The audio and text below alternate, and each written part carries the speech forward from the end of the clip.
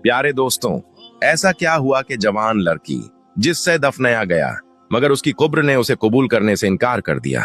जैसे ही मैयत रखी गई, जमीन फट गई और अंदर से सांप और बिच्छू निकल आए। लोग हैरान थे। कुछ कह रहे थे कि वह सोना बहुत पहनती थी। क्या सिर्फ सोना पहनने से अल्लाह का ऐसा खौफनाक अजाब आ सकता है, या फिर कोई ऐसा पोशीदा गुनाह था जो रब की नजर से कभी छुपा ही नहीं? आज हम इस वाकये का सच बयान करेंगे ताकि हम सब अपनी जिंदगी का जायजा ले सकें, क्योंकि यह कहानी सिर्फ उस लड़की की नहीं, हम सब के लिए एक सख्त तंबीह है। आज का वाकया मैं आपको अब्दुल गफूर नामी मस्जिद के इमाम साहब की जुबानी सुनाऊंगा। कहते हैं यह असर के बाद का वक्त था और इस वक्त गर्मी बेइंतहा की थी। बहुत हब्स फैला हुआ था और घर से बाहर कदम रखने को भी दिल नहीं करता था। मस्जिद में असर की नमाज के लिए आने वाले लोगों की तादाद बहुत कम थी। नमाज के बाद जैसे ही लोग अपने घरों को रवाना हुए तो मैं मस्जिद में ही एक तरफ पंखा लगाकर लेट गया। मैंने सोचा कुछ देर आराम कर लेता हूँ, लेकिन तभी मोहल्ले का एक आदमी अब्दुल गफूर मेरे पास चला आया और बड़े गमगीन लहजे में कहने लगा, मौलवी साहब, मेरी बीवी का इंतकाल हो गया है, उसकी नमाज जनाजा अदा करनी है, क्या आप जनाजा पढ़ा देंगे? मैंने उसकी बात सुनकर सबसे पहले तो उसके साथ अफसोस का इजहार किया और उसे कहा, मुझे तुम्हारी जवान जहान बीवी की इस तरह मौत का बहुत दुख हुआ। अल्लाह उसकी मगफिरत फरमाए। जनाजे का वक्त क्या मुकर्रर किया है? मैंने उससे पूछा तो वह कहने लगा, मगरिब की नमाज के बाद ही जनाजे का इरादा है और मैं चाहता हूं कि आप ही उस जनाजे को अदा करें। अब्दुल गफूर की बात सुनकर मैंने उसके कंधे पर हाथ रखा ताकि उसे हौसला हो और कहा, तुम फिक्र मत करो, मैं जनाजा पढ़ा दूंगा। इतनी देर में मस्जिद में बच्चों ने आना शुरू कर दिया। अब्दुल गफूर वापस घर चला गया। मुझे उसकी बीवी का हकीकतन बहुत अफसोस हुआ, क्योंकि गफूर की उम्र अभी मुश्किल से 30 बरस थी और उसकी बीवी तकरीबन 23 या 25 बरस की होगी। 2 छोटे छोटे बच्चे थे। मैं उन बच्चों के लिए अफसुर्दा हो गया जिनकी माँ इतनी कम उम्र में उन्हें छोड़कर चली गई। मैंने पढ़ने वाले बच्चों को जल्दी छुट्टी दे दी और मगरिब की नमाज अदा करने के बाद मैं मस्जिद से निकल आया। अपनी जगह पर एक लड़के को मस्जिद में बिठा दिया और उसे कहा, तुम कुछ देर यहीं पर रुको, मैं एक जनाजा पढ़ा कर आता हूँ। हमारे इलाके में ही एक कब्रिस्तान था जिसके बाहर जनाजा गाह बनी हुई थी। मैं जब वहां पर पहुंचा तो काफी तादाद में लोग वहां मौजूद थे। मेरे पहुंचने के कुछ देर के बाद जनाजा पढ़ा दिया गया और अब दफनाने का वक्त करीब आ गया। कुछ लोग तो जनाजा पढ़ते ही निकल गए, जबकि कुछ करीबी लोग अब्दुल गफूर के साथ ही तदफीन के लिए मौजूद थे। क्योंकि मैं खुद अब्दुल गफूर के लिए बहुत ज्यादा उदास और परेशान था, इसीलिए उसे हौसला देने की खातिर मैं भी उसके पास ही मौजूद रहा। कब्र पहले ही खोदी जा चुकी थी और उस वक्त मैयत को कब्र में उतारा जा रहा था।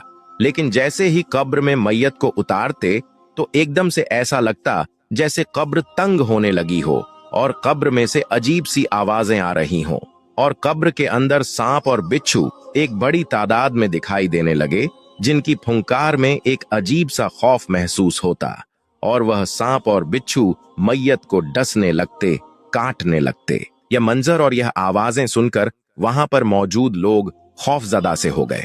उनमें से कुछ तो अस्तगफार करते हुए वहां से भाग निकले, जबकि अब्दुल गफूर भी परेशान नजरों से कभी मैयत की तरफ देखता, कभी कब्र की तरफ देखता। वह खुद इस वक्त बहुत हवास बागता था। मैं खुद भी हैरान और परेशान था। आज तक ऐसा कोई भी वाकया मेरी नजरों के सामने नहीं गुजरा था और ना ही मैंने कभी ऐसी कोई बात सुनी थी। उस वक्त अंधेरा फैल चुका था और कब्रिस्तान का माहौल भी बड़ा ही पुरअसरार हो चुका था। मेरे अपने रोंगटे खड़े हो चुके थे, लेकिन मैंने अपनी तस्बीह को जारी रखा और विर्द करता रहा। अब अब्दुल गफूर बेहद परेशान हो चुका था और सोच में मुब्तला था, आखिर ऐसा हो क्या गया। यहाँ तक कि गोरखन ने भी वहां पर रुकना मुनासिब नहीं समझा। वह भी वहां से जाना चाहता था, लेकिन फिर मैंने और अब्दुल गफूर ने उससे दरख्वास्त की कि वह दूसरी कब्र खोद दे ताकि मैयत को वहां दफनाया जा सके। यूं तो सब लोग चले गए। वहां पर अब सिर्फ अब्दुल गफूर और गोरखन ही मौजूद थे। तभी तो गोरखन खौफजदा था। पहले तो उसने मना किया, लेकिन हमारी मिन्नत समाजत करने पर वह मान गया और उसने दूसरी कब्र खोदना स्टार्ट कर दी। उस कब्र को खोदने के बाद उसने हमें मैयत वहां लाने का कहा और खुद एक तरफ खड़ा हो गया। मैं और अब्दुल गफूर मैयत को लेकर दूसरी कब्र के पास पहुंचे और उसे कब्र में उतारने लगे। लेकिन यह क्या, इस कब्र में भी एकदम से एक बड़ी तादाद में सांप और बिच्छू दिखाई देने लगे और कब्र के अंदर से चीख की आवाज बुलंद होने लगी। जब गोरखन ने इस मंजर को देखा तो वह भी खौफ ज़्यादा होकर कब्रिस्तान छोड़ गया। इस वक्त कब्रिस्तान में सिर्फ मैं और अब्दुल गफूर थे। अब्दुल गफूर की आंखों में आंसू थे, चेहरे पर खौफ था और होंठ कपकपा रहे थे। तभी अब्दुल गफूर कहने लगा, मौलवी साहब, यह क्या माजरा है? मेरी अहलिया को जब दफन करने लगते हैं तो कब्र इतनी तंग क्यों पड़ने लग जाती है? आप बताएं, आखिर ये सब क्या है? मैं क्या करूं? अब्दुल गफूर की परेशान आवाज सुनकर मैंने उसे हौसला दिया और कहा, आओ हम दोनों एक बार फिर से कोशिश करते हैं और मिलकर इसको दफन करते हैं। मुझे उम्मीद है अब ऐसा कुछ नहीं होगा। जब हम मैयत को कब्र में उतारने लगे, लेकिन अब की बार भी वही सब कुछ दोहराया गया। मैं पसीने में भीग गया। एक इमाम मस्जिद होते हुए अल्लाह के कहर का मुझे बखूबी अंदाजा था और मैं जानता था यकीनन यह अल्लाह की तरफ से किसी गजब का इशारा है। यकीनन यह औरत किसी ऐसे काम में मुलव्विस रही है जिसकी वजह से इसके ऊपर यह शदीद अजाब आ रहा है। वह मुर्दा होने के बावजूद अपनी असल मंजिल को नहीं पहुंच रही। उसकी कब्र उसे कबूल नहीं कर रही।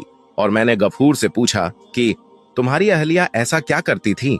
क्या उसने कभी कोई ऐसा काम किया हो, कोई ऐसा गुनाह किया हो जिसकी वजह से उस पर यह अजाब आया हो? मेरे उलझे हुए अंदाज को देखकर अब्दुल गफूर रोने लगा और कहने लगा, मौलवी साहब, मेरी अहलिया ने अपनी जिंदगी में एक ही गलत काम किया था और शायद यह उसी की सजा है। अब्दुल गफूर का लहजा हारा हुआ था और उस वक्त दुख से भरपूर था।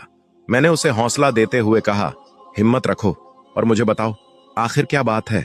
हमें मैयत को दफनाना है और जब तक तुम मुझे असल बात नहीं बताओगे ये काम नहीं होगा। वैसे भी सब लोग यहाँ से जा चुके हैं, अंधेरा बढ़ चुका है और ईशा का वक्त करीब आ गया है। तुम मुझे असल मामला बताओ ताकि मैयत को दफनाकर हम लोग भी यहाँ से रवाना हो सकें। अब्दुल गफूर भी जैसे सूरत हाल की नजाकत को समझ चुका था और तभी कहने लगा, मौलवी साहब, ये आज से 6 साल पहले की बात है जब मैं और मेरी अहलिया किसी और इलाके में रहते थे। हम बेहद खुश थे। मेरी